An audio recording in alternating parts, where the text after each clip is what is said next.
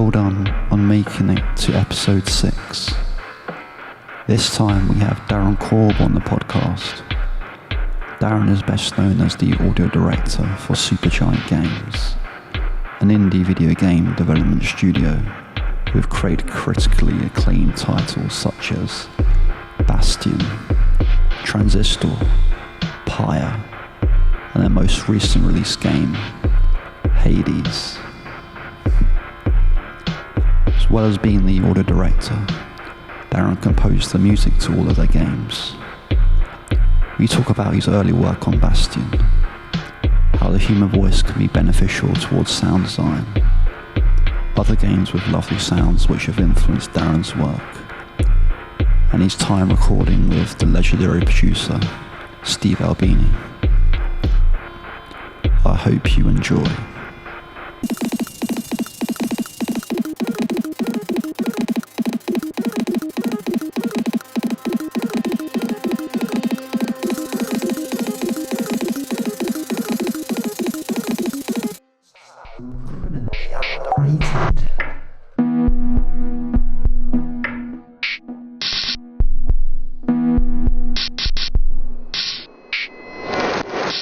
Because I know how you got started with Supergiant Games and working on Bastion, but can you just explain to everyone else like how you got involved with that crowd? Sure, yeah. So when I was a kid, I became friends with a guy named Amir Rao. We were about 8 years old. I switched schools and started going to the one that he went to. And we became buddies, and we started playing D&D together shortly after that. And when we were like 9 or something, and then we started playing in bands. He started playing the drums, and I started playing guitar probably around 11, around the same time. And we started being in bands together for a long time. And then, we grew up and both went to different colleges in New York. And he went into game design and started working at EA. And he worked at EA LA on the Command & Conquer series for, I think, 3 years or something, or 2 years. And I think, yeah, something like that. And then in 2009, he left there with, a couple other people who were working there at the time and started this little independent studio called Supergiant Games. And he asked me to do all the audio for him just because he thought I could do it. And I didn't have any previous game credits or anything. I was at the time trying to be a musician sort of any way I could. I was interning in a recording studio. I was trying to produce. I was living in New York at the time. I was trying to produce stuff. I was writing. I'd written like a musical with my brother, so I was just kind of doing whatever I could. And so when he asked me, I said, yeah, of course I'll do that. That sounds amazing. I've never even dreamed of being able to make music or audio for video games. That sounds exactly like what I want to do. I mean, had you been interested in game audio before that offer? It always just seemed like sort of magic to me, like just kind of wizardry. And I've grown up playing games. I've been loving and playing music and producing music, but I'd never really put 2 and 2 together about how any of the sounds I'm hearing or the music get into games. I'd never even really given that a thought until it was time for me to begin doing it myself. And then all of a sudden I was like, oh, I mean, I would notice like music transitions in games and stuff, and I'd be like, how do they do that?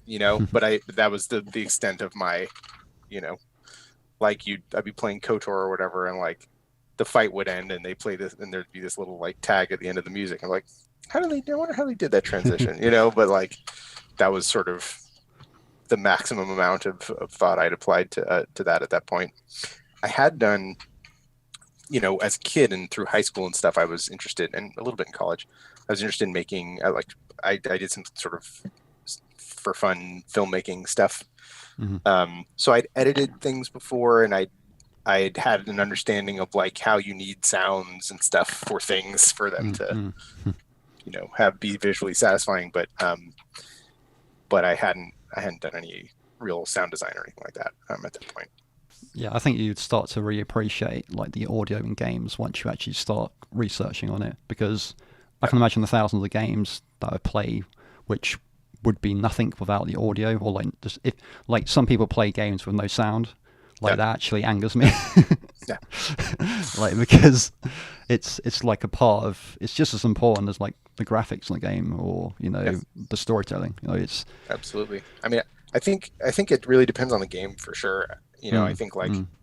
if I'm playing like Picross or something, I don't really need the sound of the music for Picross. Like no offense, Picross, but I'm playing it for the like zen of Yeah. you know the puzzle. Mm. But certain games, indeed, that are about immersion and about you know mm, having yeah. I mean, of course, when you do play Picross with sound, it should be satisfying, right?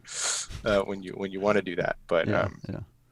yeah, certainly, like I think the potential, there's really really high potential for audio presentation, just like there is in any other um, discipline, in a game. But I feel like it is the one that tends to get overlooked the most, probably, just because it's sometimes seen as optional or whatever.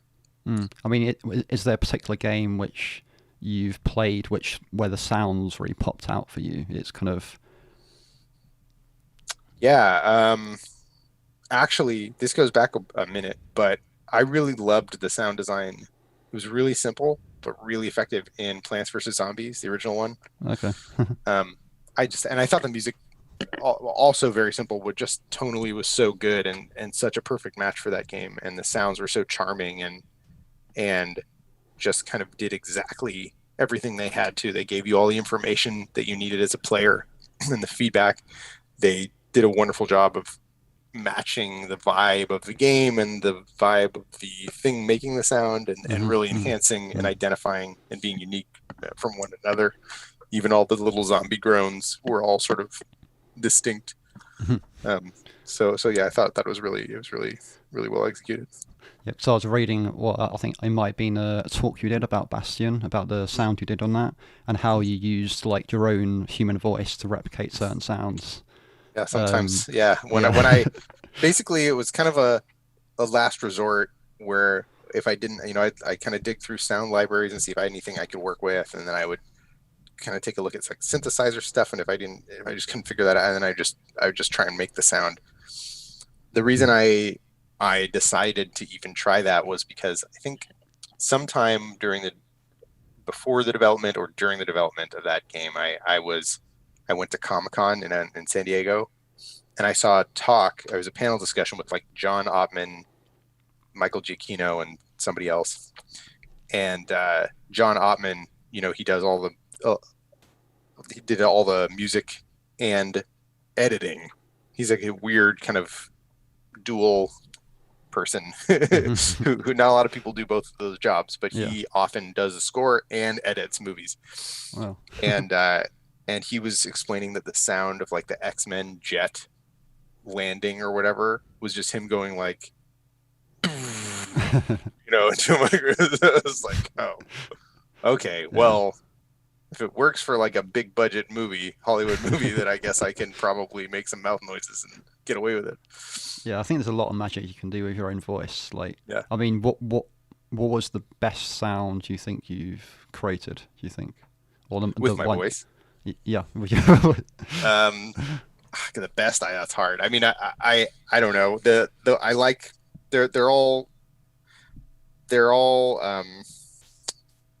there's some cool ones in Pyre actually that I do with my voice. There's a lot of like weird whispery kind of like demonic occult vibes in Pyre and stuff, and there's the sound when you actually score in Pyre, when you put the ball into the opposing flame, there's like a pretty elaborate sound. It sounds like kind of filter sweeping and whispering and stuff like that, and a lot of that is just me going like like whatever, doing weird so I think that's probably like the coolest one. There's certainly other ones that are fun. Yeah, I can imagine there's a lot of fun with audio manipulation as well, like experimenting with that.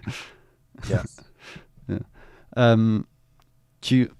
Do you have like when you're kind of stuck for ideas, do you have a kind of creative process you have to kind of like spark an idea up again? Do you kind of meditate or go for a walk or anything that kind of?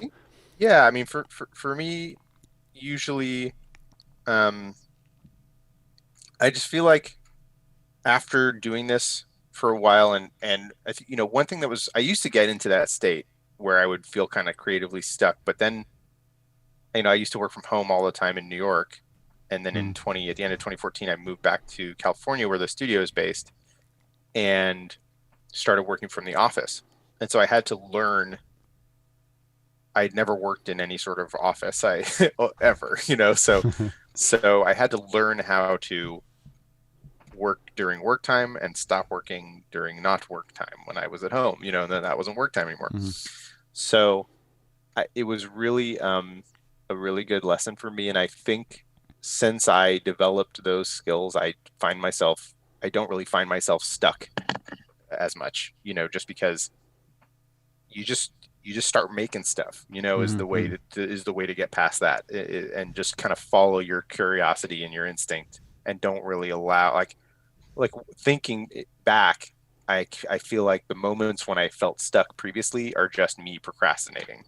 You know what I mean? And I really like identifying what that is. It's just procrastination for me, at least. I'm sure, I'm not saying that doesn't exist, but I think the way I look at it is, you just got to start making stuff and experimenting, and you can always fix it or improve it or revise it later. And it doesn't really, learning to trust your creative instincts, I think, is such a really critical thing to do. And it's kind of like, in high school, I'd have to write a paper or whatever, and I would kind of self-edit, and I would just put it off and put it on and be like, no, that's not right. I'd be staring at a blank page for forever and be like, this first sentence has to be perfect, and I'd rewrite it in my head a million times and never actually write it, but that's procrastination, is what that is. Right. And so I've learned that sort of pre-editing yourself or myself is just it's not a good practice for me. And the less I do that, the more productive I am, the better the results tend to be. And honestly, you can be a perfectionist, but you just got to make the thing and then perfect it. You can't perfect it before you make it. You got to make it. That's the whole point, is if you don't make it, doesn't matter how perfect it is in your brain, it doesn't exist. So it doesn't matter. That's sort of the lesson that I took from that eventually. I mean, are there any other like lessons you learn from your early stages working on Bastion? Yeah, for sure. I mean, there was a lot of stuff I learned about my approach to sound design and implementation and stuff, just because I didn't know anything about that before going in. And so I had to do a lot of kind of trial by fire experimentation stuff on that game, where I make a batch of sounds that I thought, like, what if I just made this sound realistic? Like, what does it sound like when you hit something with a hammer, and just like made that actual sound, And then I would put that in and it'd be like, oh, it's just like a little tap sound. It doesn't really, it's not what you want to hear when you swing a big video game hammer and bash something with it and it shatters into pieces. So I learned pretty quickly that it's important to kind of root it somewhere, root it in reality, but then exaggerate it a lot, because it's kind of about matching. It's about meeting an expectation, and because everything is heightened and it is not realistic. Exactly. We're not making a photorealistic shooter or whatever. A lot of it is about sort of heightening the experience of doing it, and really adding the heft to the thing that it may not be there otherwise, or you are enhancing some other thing that is conveying this heft, and the big hammer swing. You don't want a wimpy little whoosh sound. You want like like a big, like moving tons of air, which isn't really it's not really what things don't really sound like that, but but you want it to feel as if it is this giant thing swinging through the air, and you want to feel the speed and the power of it, and the sort of impact viscerally when you're playing. Yeah, because I think like especially the games you work on, like they seem much more funner to work on. Like as in you can really experiment with audio. It doesn't have to sound realistic. Yeah, like it's, for sure. It's like you said, like it's more the bigger impact kind of. Yeah. The more you're into like the atmosphere of the game. Yeah. Yeah. I mean, have you ever considered about making like or working on like a realistic game, like say like an Elder Scrolls or anything like that? I'm full time at Supergiant Games, and I'm really I just want to work on whatever we're working on basically, and our thing thus far has been like a 2D hand painted stylized thing. So I just it doesn't. I mean, who knows what we'll end up doing in the future, but at the moment, it doesn't seem like that's something that we're going to approach. But even an Elder Scrolls type game, those have like magic and crazy. I mean, the things I'm talking about still apply there. That's a fantasy game, I mean, I guess more like just it's kind of a realistic fantasy game, if you know what I mean. Yeah, like, yeah, I know what you're saying. I mean, it's first person for sure. So I'm happy to do kind of whatever the team is interested in doing for sure, and I feel like you'll be, I would find fun in sort of any type of game that we approached.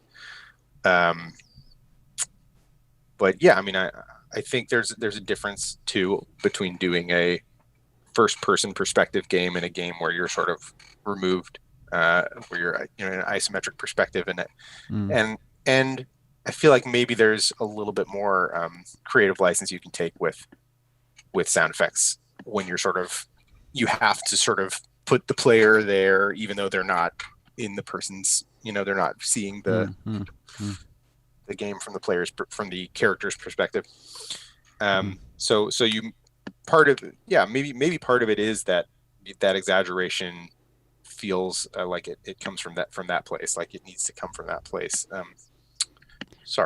The exaggeration is necessitated because of that, if that makes sense. That's what I meant to say. I get what you mean. That makes more sense. Like with the narrator in Bastion, like he's kind of like this godlike narrator. It's it's so high in the mix in a great way, by the way. I'm not like cool. Yeah. It's so like high in the mix. It feels like it's in your head.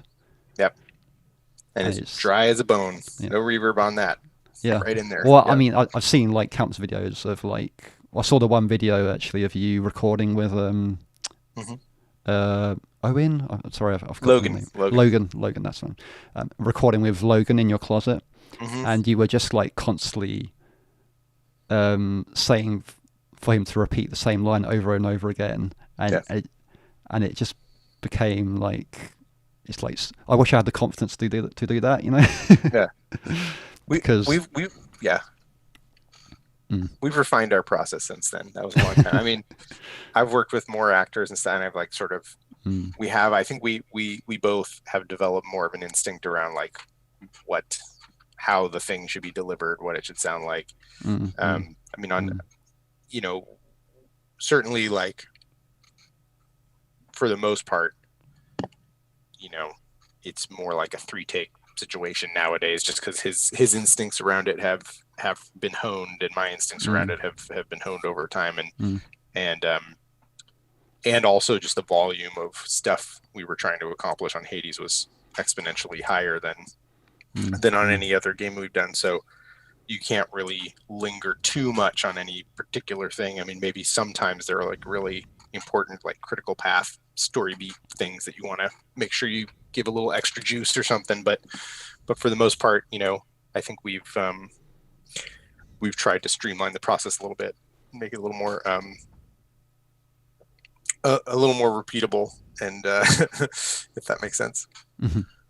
Is there a particular part of your work you prefer to do most? I think the music is the most fun for me still. I mean, it's all fun. The music is delightful, and I just get to play. Basically, that's where I'm just having a ball. Basically, of course the other aspects are fun as well, and the voiceovers has been on this project was really exciting and satisfying because there's just so much.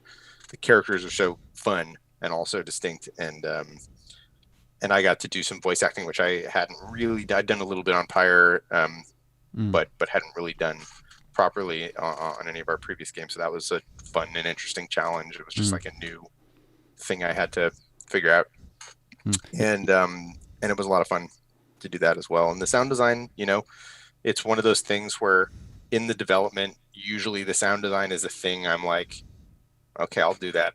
I'll get to that, but I still enjoy it as well. It's when you do make a sound that's like kind of out of the box and really satisfying in the context of the thing, it feels really good when you finally get that in. So, but that stuff's more like the sound design stuff I see as like it's an essential thing that makes it feel complete when it's in, and when it's not there, it's like kind of a bummer. But it doesn't. I don't think I feel creatively satisfied in quite the same way as I do with making music, for example. Yeah. How do you deal with like kind of like satisfaction? Like, when you make something, are you constantly thinking I should redo that? I should or do you kind of like just set aside? That's it. It's done. It's finished. I think for the most part, I tried to approach everything like it was done when I made it. I tried to make it as good as I could at the time. Sound effects in general, I think, are the things that got upgraded the most, just because the context changes a little bit, the power that it was for originally, the visual effects change, and so there's a need to like kind of update the audio that goes with it, for example. So keeping stuff current, I mean, we did develop the game over a pretty good chunk of time, so things change throughout. The visuals, when the visuals change, there's usually a need to kind of update the sounds. And certainly I went back and revised some voiceover stuff, like lines I recorded 2.5 years ago where the accent wasn't as good or the delivery was kind of weird or something, and I went back and replaced after having more experience and kind of having a better idea of who Zag is and all that stuff. And so certainly that some of that stuff got replaced as well, but the original intent was like, hopefully everything that you make doesn't have to be replaced. Just because approaching it that way will help you later is my feeling. And for the music I don't think I ended up really changing anything after the fact. Sometimes you'll change where a piece is hooked up or how, but the actual pieces themselves, especially for this game, where I went through and the first 14 tracks were done and I had them mastered, and I released them when we released in early access. So those are done. You can't tweak those pieces anymore. And then as we would add pieces to the game, I would release them as singles. I'd have them mastered and have them and release them. So that kind of forced me, which I'm glad it did. It kind of forced me to just consider everything done when I did it, and I couldn't go back and meddle too much with it. Let me just clarify. You're talking about Hades, like just to everyone. Yeah. Yes, for Hades. Yep. Yeah. Specifically. Yeah. Yeah. Yeah. I haven't played Hades yet, but I am. I know it's supposedly like your most ambitious game, or like the game you've put a lot of the elements already in Supergiant Games together. Yeah, I feel like we've sort of taken everything we've learned from our taking lessons from each of our previous games and trying to sort of see how far we could take all of those things in this game. And it is by far our most ambitious game and our largest game, and it has over 20,000 lines of dialogue and tons of characters, and everybody's fully voiced, and there's all there's just a lot of stuff in there. And it was developed in early access. We developed it for a little over a year, then we released into early access and developed there for almost 2 years. And that's a pretty serious cycle of development where you're publicly developing and you're releasing updates frequently, and so you're kind of constantly shipping updates. So you got to keep polishing it as you go, which is probably good for us, I think, actually, because you're forced to keep the game in a stable, polished state. At least once every couple of months, where you've broken it, added all this new stuff, and then you polish everything up and package it and send it out, and then once it's stable, break it apart again and do it all over again. On the Supergiant Games website, it mentions that you are the audio team, like you are the head of audio and you are the only guy in audio. But is that still like present with Hades, or have you obviously got a team underneath you as well? Pretty much it's the same. I mean, I have a guy who helps me do editing dialogue. Okay. So like I have a dialogue editor that we contract with, and Greg will help me hook some sound effects and music stuff up. Greg Kasavin. So he ends up doing some of the sound effects and music hooking implementation, and I'll do some of it, and then sometimes I need an engineer's help with a couple of things, but for the most part, I'm mostly a kind of a one-man show with audio. Is that do you kind of like that, or do you?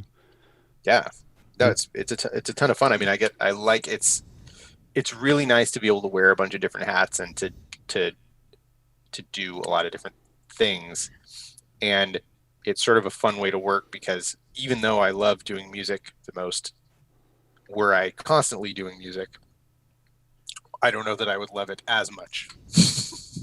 Because it's nice to kind of have breaks and to mix it up. Yeah. Work in different ways for sure. I use other types of work as breaks, I guess, if that makes sense. Well, I mean, yeah. What do you do to kind of relax, or kind of like what do you do apart from music and audio? When I'm not working, or what do you kind of do to like just step away from the work and just like be you? Yeah, I mean, hang out with my kid. When I'm for fun, I like to do music also. So yeah, I'll do that. Sometimes I still play Rock Band. I've heard about the Rock Band. Yeah, I'll bust out. If I have a couple of uninterrupted hours on a weekend, I'll play Rock Band drums and get all sweaty for a couple hours, and that's really fun. Movies and playing other video games, trying to keep up. Well, talking about other video games, actually, I heard you like Dungeon Keeper. The soundtrack, the Dungeon Keeper as well. Absolutely. Which is I love that game as well, and I feel like a lot of people don't know it. It's so cool. So cool. The original in particular. Yeah. Like the other ones never did it for me, for whatever reason. I just think the aesthetic is so complete in that original one. It's so different as well. It's like I've never really known a game where you play the antagonist. Yeah.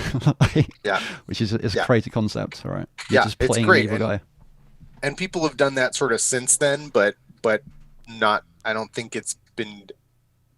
The package is so complete and so funny and so cheeky in such a great way, and and the music for that game is so cool because it's like half sound design, like ambient creepy sound design, and half industrial music, like weird, it's super cool, and it's all tonally just right, bullseye in terms of like exactly what the tone of the thing is, and the way the pieces sort of move between ambience and then the actual piece. It just has like this nice ebb and flow, and especially in a game where it's just they're just playing a track and that's it. That's all they can do. It's the whole entire all of the data from the game is like track one on a CD-ROM, and then there's like 8 or 9 tracks of music. It was that era of games. Yeah, well, it was like the mid '90s, or I can't remember when it was made. I think it was probably 95, maybe 90, 96. I don't remember. Dungeon Keeper Gold came out in like 90. I don't remember. It was something like mid 90s, and gosh, so cool. It's such a cool. I mean, the only game I can think of that tackles that kind of like ambient soundtrack kind of style you're talking about is Dead Space. Did you ever play that? Yeah, the technology fully changed then. Yeah, absolutely. Because they're able to have ambient tracks and music tracks, and like they're not limited anymore by the technological limitations of the thing. But for the era, it just it was mind blowing to me as like whatever 12-year-old I was when I played that game. Super cool. You created a genre, so as you like to say, acoustic frontier hit trip hop. Do you think that's you've heard that throughout other games, like any future games, or do you think you've influenced anybody with that particular genre? I don't know. I mean, it seems like it's so specific to that game that I don't know necessarily. I mean, I feel like the idea of juxtaposing different things and sort of making like a mashup genre is a thing I've heard a little bit since then, and I really like when people do it effectively and pull in different kind of production aesthetics and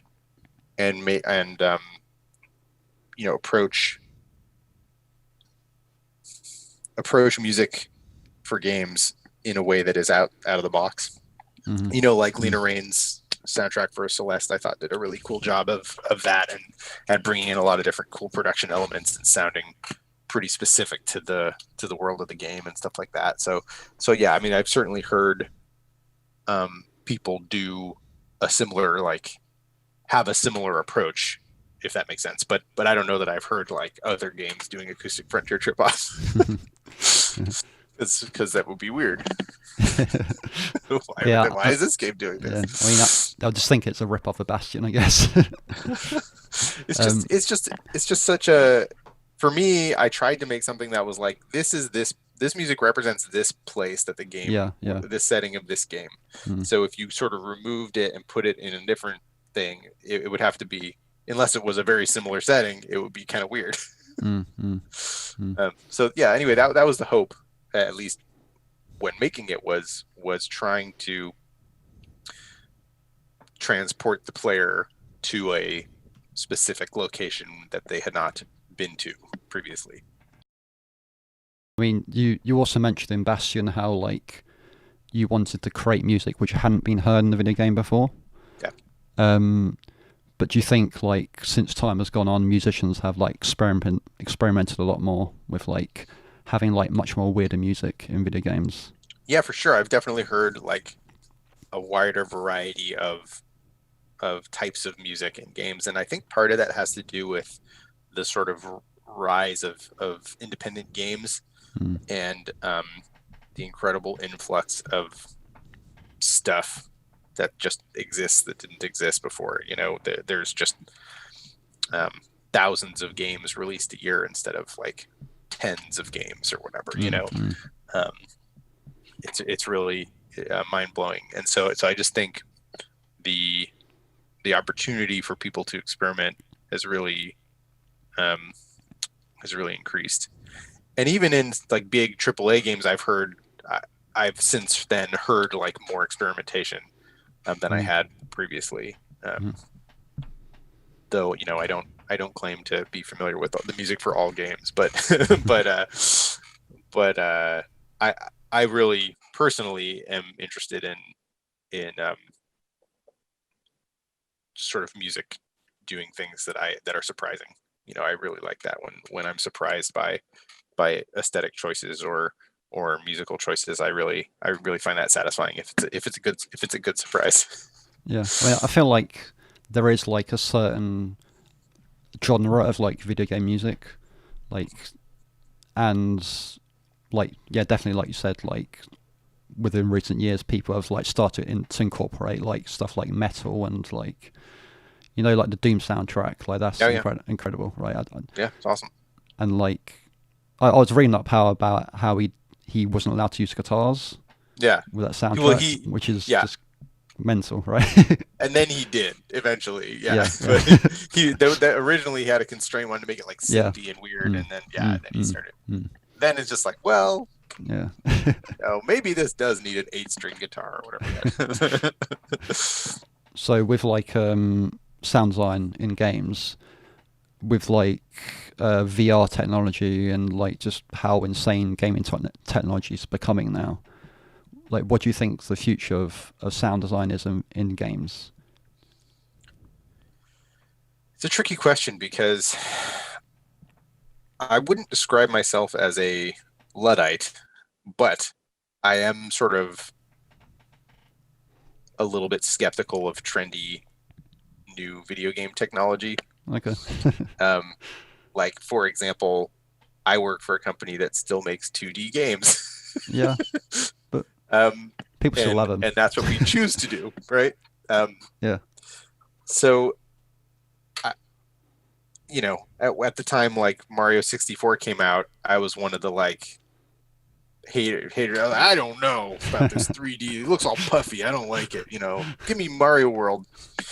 And I think I still have a little bit of that sensibility where I'm like, come back to me when it's like good and baked. You know what I mean? Like, I don't want any of this like new technology stuff. Come back when it's like done,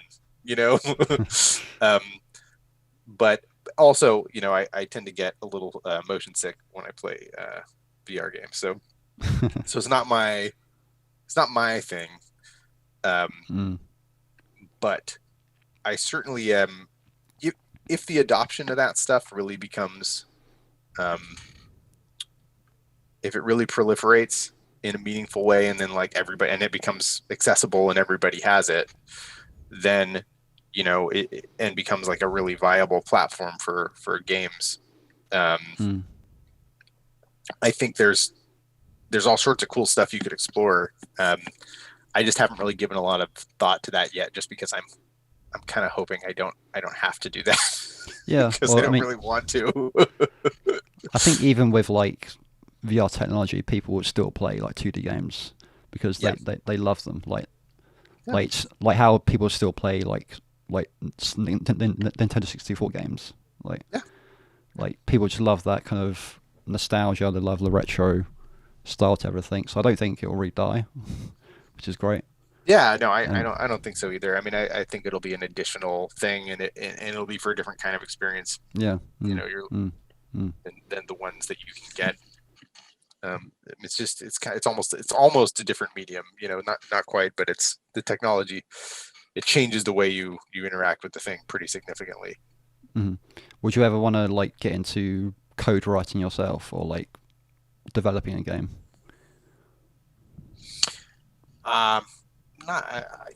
It's not really. I'm happy to do kind of my part of the thing. I don't need to.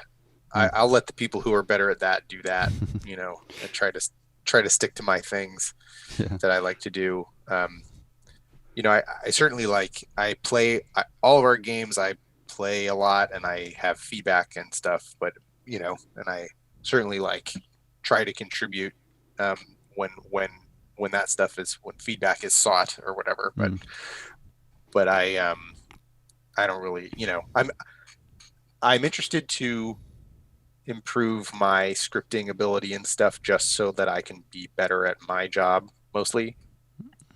So that I can, the less I have to take the engineers away from the important stuff they're doing to fix my audio request, the better. So over time, I've definitely, on each game, I've gotten a little bit better at that stuff and more capable of kind of being the whole chain. But there's certain things I need help with, So it'd be cool to figure that out someday. Because you do a lot of Supergiant Games, can you just go through kind of the roles you do? So you're composer, audio or head of audio, you write the narration, or you have something to do with the narration. Is that right? I direct all of the voiceover, Right. Okay. and record it. So yeah, I don't write it. Greg Kasavan is our writer. But yeah, so I direct all the voiceover. I make all of the sound effects and implement most of it. And I make the music, compose the music and record the music, and I implement what I set a lot of that up for implementation, but I'm not usually the one who like puts it in script. But so yeah, I'm sort of do the sort of trifecta of all the audio stuff in our games. Fantastic. It was a great to talk to you, and like awesome. Yeah, thanks for having me. Yeah, no worries. Do you want to plug anything? Do you have like anything like what is there? Or okay, a question which you might not be able to answer. Is there anything that Supergiant Games are developing on currently? We're still supporting Hades at the moment, and we have not even begun to discuss what our next thing is going to be. We're still just making sure, we're fairly soon planning to release cross saves for Hades, so that you can transfer your save from the PC version to the Switch and vice versa. So we're working on that. There's a lot of testing involved. I've been making like marketing videos and stuff, like trying to just like some behind the scenes Hades stuff that we've been, for social media and our YouTube channel and stuff. This has been a lot of fun to work on. But yeah, that's kind of what we're doing now. I mean, as far as plugging stuff, I recommend people go play Hades. And I got the Hades original soundtrack is new, and also later this year we're coming out with the Songs of Supergiant orchestral 10th anniversary album. So that's been on pre-order for a while. So that's coming out too. So that'll be fun. Hopefully, I don't know when that's coming out exactly. We're was that sorting that out with. That was the video recorded at Abbey Road, wasn't it? Because I saw like a little. So, okay. Yeah, so we recorded that album at Abbey Road, and then we recorded a couple of tracks for Hades at Abbey Road as well. So yeah, that was crazy. That was unbelievably fun. Yeah, it must have been an experience. Oh gosh! And as a lifelong Beatles fan, it was like practically a religious experience for me. It was really, really, really cool. Actually, I want to talk about because I read that with your band Control Group, you recorded with Steve Albini. Yeah. Yeah, that's it's unbelievable. What was like what's he kind of like to work with? Like, is he? He's awesome. I mean, he's such a fun dude. He's really like, I wish I had just an extra day to just chat with him, because he was so cool. And like the sort of recording engineer in me just like was kind of like peering over his shoulder, like, so what's the deal with the mics, the floor mics that you got there? What's up with that? And and he was very generous with it. He'd like explain it to me scientifically why he does it. And it's like, when you put a mic on the floor, you have a room mic, you put it on the floor, you don't get any early reflections. You only get the reflections from the furthest point in the room. But when you put a mic on a stand 3 feet away from the floor, you get the early reflection from the floor. And it's like, oh, so it's not just madness. His like these sort of notorious practices or whatever that he has are for good reasons. And his approach was so refreshingly different from how I was taught. He's very extremely old school, and he only records to tape. And his philosophy is get it to sound how you want it on the tape, like when you record it. It's not get it nice and dry and then fancy it up later, because that's not how he does this stuff. And it's more practical when you're going to tape to just get it right when you put it down. And that was a really refreshing, awesome way to record, and it was so much fun. I mean, he has incredible stories about, like, because he's recorded with like everybody, and like Page and Plant, and the Pixies and Nirvana and the whole shebang. I mean, so I could listen to that guy talk forever. But yeah, he was very nice, a lot of fun.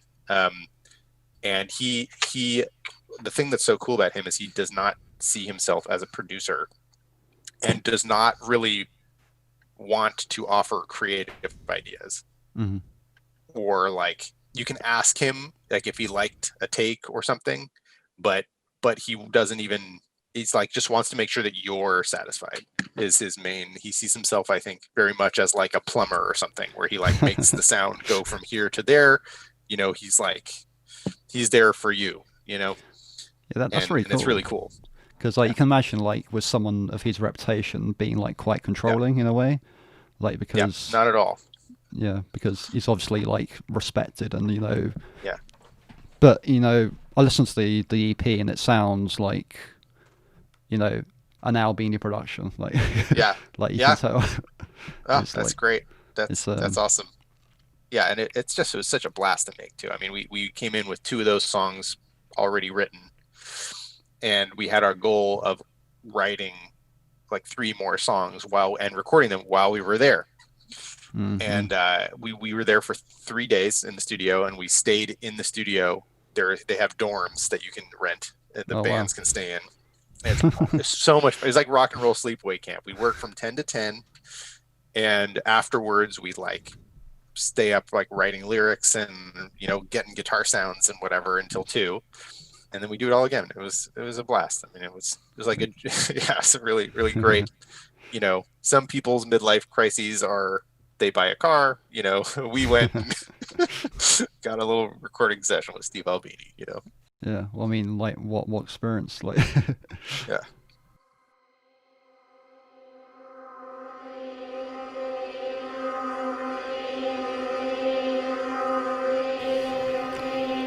Thanks for tuning in. Please follow Darren on social media and keep up to date with the work Supergiant Games are up to. And don't forget to subscribe.